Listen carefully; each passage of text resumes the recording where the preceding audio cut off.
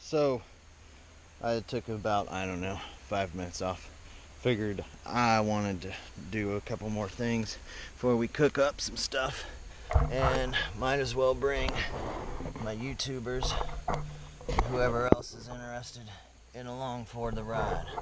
So we got our fire right here. Now this is my flat rock. This is what we're gonna toast stuff on. Okay, just take this. Now you've got, let me show you what I've got going on. Ideally, see these hot coals? I'm going to put those in there underneath your hot rock. Okay, so easiest way to do that is with your handy dandy shovel. What? You don't have a handy dandy shovel? Somebody's orange peel from last time. We'll leave that in the fire. Well, instead of your handy dandy shovel, what you can do is take a couple of these hot coals,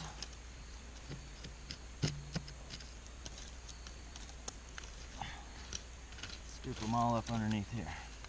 Okay?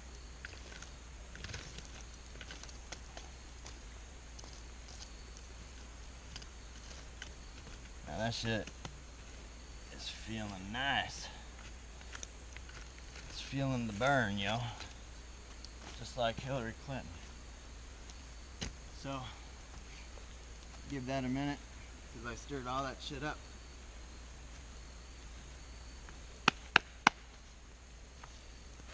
What you do is come over here, put your flat rock. You got that shit's going now.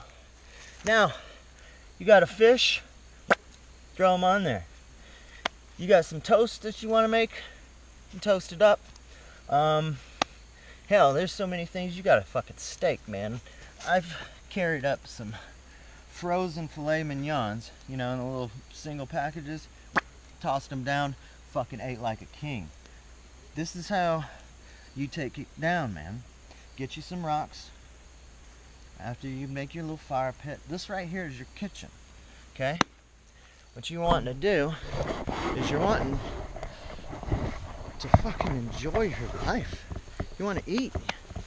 You want to sleep. You can do it in your square box, or you can do it out here in God's country.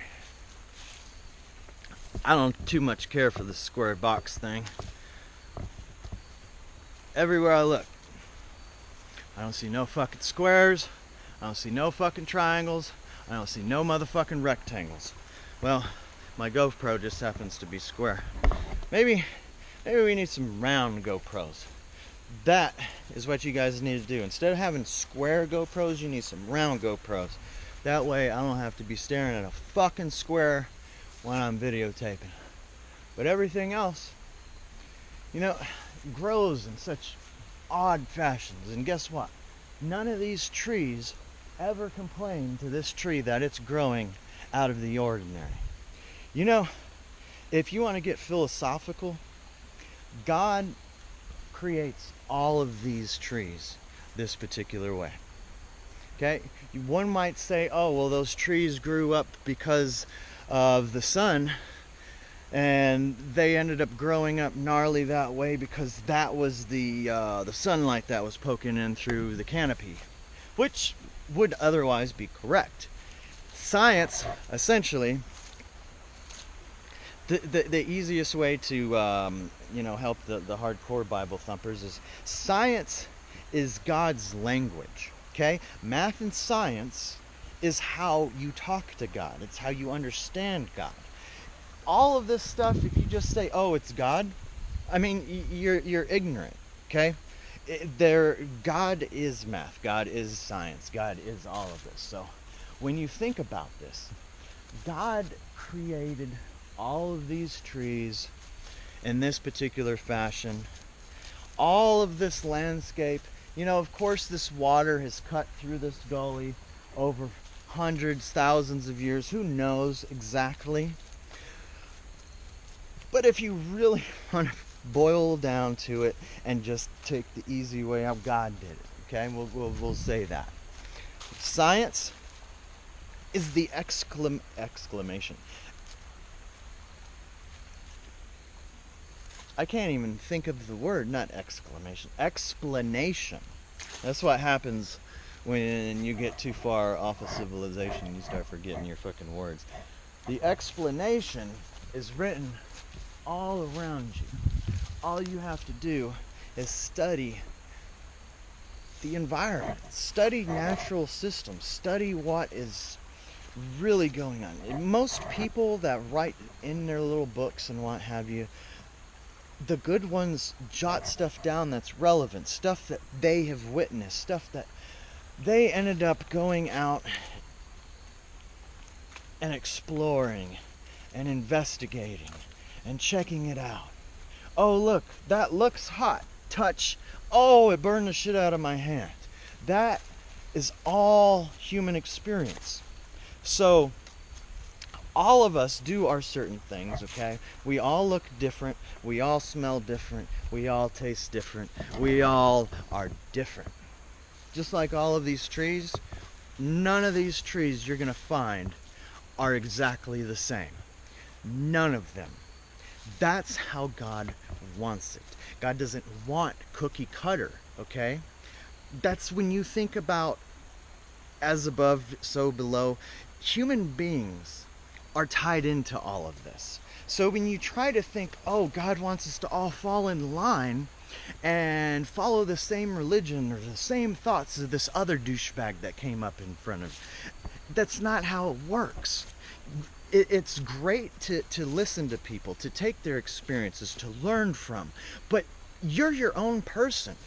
If you feel spiritually uplifted for doing something different than your parents, go and do that. You're not doing it wrong. You're doing it wrong if you listen to what your parents or those other people have to say. And if it doesn't feel right in your gut, and you're doing yourself an injustice. There's no wrong way to get into heaven. I can't assure you that that's 100% accurate. It feels right to me. And the way I look around and have experienced nature and spoke to God through math and science, I'm under the impression that we're not supposed to be cookie cutter. We're supposed to go out there and do our thing, regardless of what other people think. I mean, that's the worst thing about society, is we have put others ahead of ourselves. And it took me so long to finally figure this out, because I am a giver. Give. Fucking people will take. Now, guess what? People will rarely give back, because that's just how they are. They're a bunch of fucking pain in the ass son of a bitches. You really have to find the good sort that won't just use you.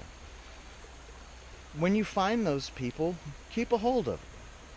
Generally, we're lucky to have maybe 5, hell, 10 at most.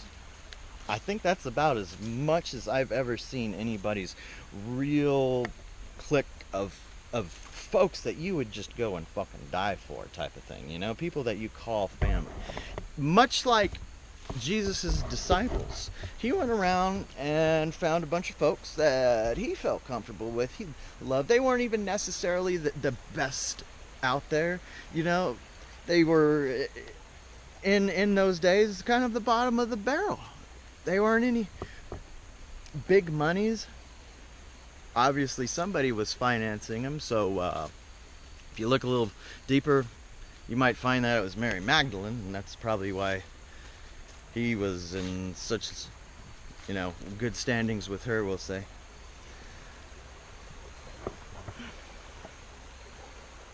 The sun is just about to go down.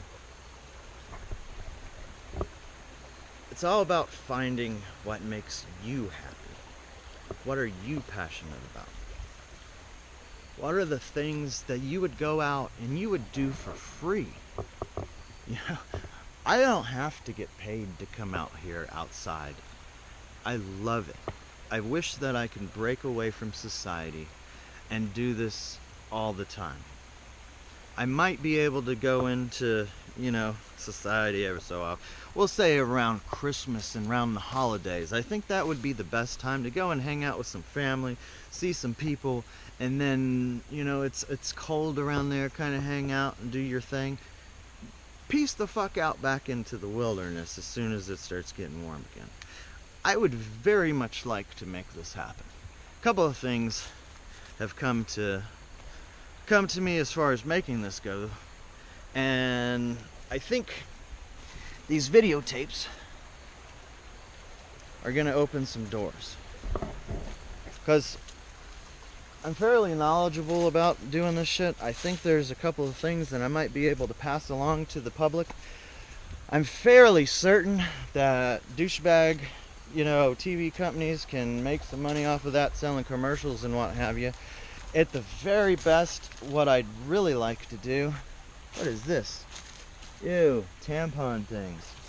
So when you're fucking out here doing your thing with your dirty, whatnots, and it's all bloody, don't leave the shit sitting down here. Because folks like me like to go and explore. And, that's what we do. We like to turn over fucking rocks. Got to go and look at shit. And you get dirty tampons and stuff. Yeah. Luckily, it didn't look like it was a bloody tampon. It was just one of those plastic applicators.